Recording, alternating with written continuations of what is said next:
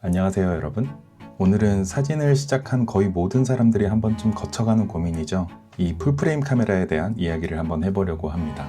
이런 크롭바디를 사용하시는 분들 중에서 이 풀프레임 카메라로 기변을 생각하고 계신 분들 많으시죠? 카메라를 처음 구매하시려고 알아보시는 분들도 마찬가지일 것 같습니다. 이 풀프레임 카메라가 좋긴 좋다던데 크롭바디랑 가격 차이도 좀 나다 보니까 좀 고민이 많이 되죠. 저도 한창 이 풀프레임 아리를 했던 시절이 있는데 하루 왼종일 컴퓨터 앞에 앉아서 카메라 리뷰만 보고 막 그랬었거든요.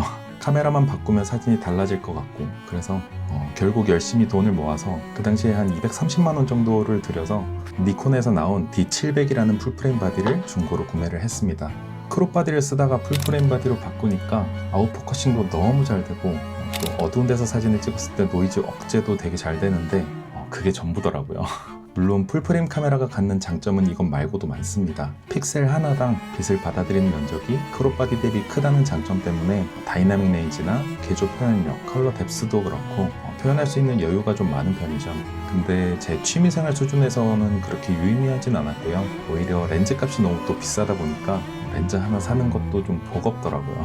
아무튼 그렇게 사진을 계속 찍어 오다가 제 생각을 좀 고쳐먹게 된 그런 계기가 있었는데 오늘 그 내용을 여러분들과 좀 공유를 해보려고 합니다. 막연한 풀프레임 로망을 가지고 계신다면 다시 한번 생각해 볼 수 있는 그런 시간이 되지 않을까 합니다. 여러 커뮤니티나 인스타에서 소위 말하는 잘 찍은 사진들을 보신 적이 있으실 겁니다. 그런 사진들을 보면 먼저 어떤 생각을 하시나요? 아, 이거 풀프레임으로 찍었네. 크롭바디네. 이런 생각 먼저 하시나요? 아마도 아닐 겁니다. 사진 속의 스토리를 상상해 본다던가 구도나 빛을 어떻게 이용했는지 이런 거 먼저 보실 거예요. 보정을 어떤 식으로 했는지 또 카메라는 어떤 카메라로 촬영을 했을지 이런 건 그 이후에 드는 생각일 겁니다. 더군다나 진짜 중요한 건요. 대부분 사람들이 풀프레임과 크롭바디로 촬영한 사진을 구분을 하지 못합니다. 제가 총 10장의 사진을 보여드릴 건데요. 5장은 풀프레임 카메라로 찍은 사진을 넣어놨거든요. 어떤 사진이 풀프레임 바디로 촬영한 사진들인지 한번 맞춰보시기 바랍니다. 첫 번째, 두 번째, 세 번째, 네 번째, 다섯 번째, 여섯 번째, 일곱 번째, 여덟 번째, 아홉 번째,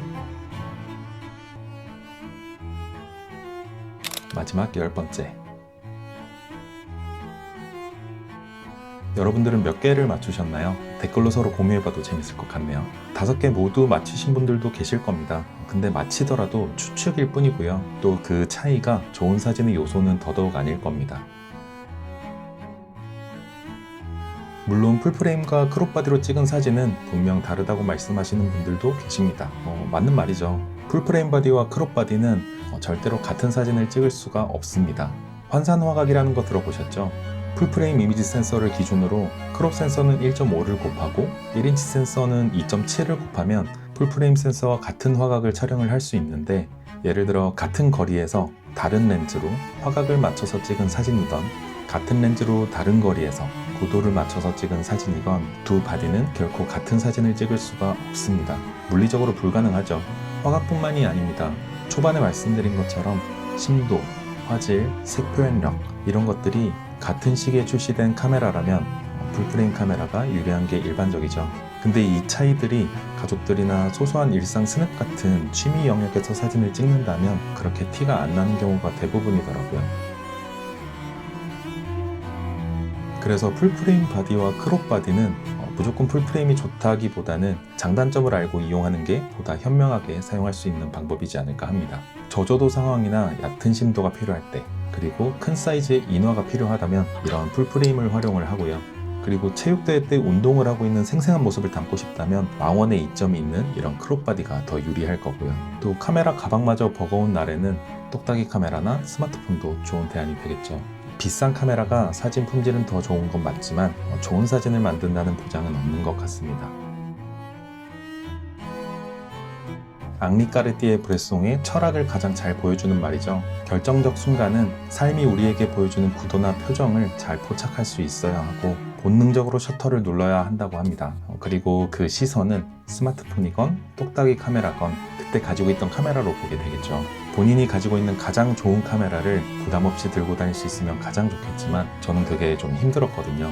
그래서 지금 촬영하고 있는 똑딱이를 구매한 이유기도 하고요. 여러분들도 풀프레임 카메라보다 늘 몸에 지닐 수 있는 카메라 하나 마련해 보시는 건 어떨까요? 그게 패션 아이템처럼 이쁜 카메라가 될 수도 있고 똑딱이가 될 수도 있고요. 또 감당만 되면 풀프레임 카메라의 단렌즈 같은 그런 조합이 될 수도 있고요.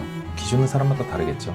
어떤 이유든 간에 자신이 늘 몸에 지닐 수 있는 카메라가 정말 좋은 카메라인 것 같습니다. 혹시 막연한 풀프레임에 대한 로망이 있었다면 한 번쯤 다시 생각해보는 그런 시간이 되셨으면 좋겠습니다. 오늘도 즐겁게 셔터 누르시고요. 저는 다음 컨텐츠로 다시 찾아뵙도록 하겠습니다. 감사합니다.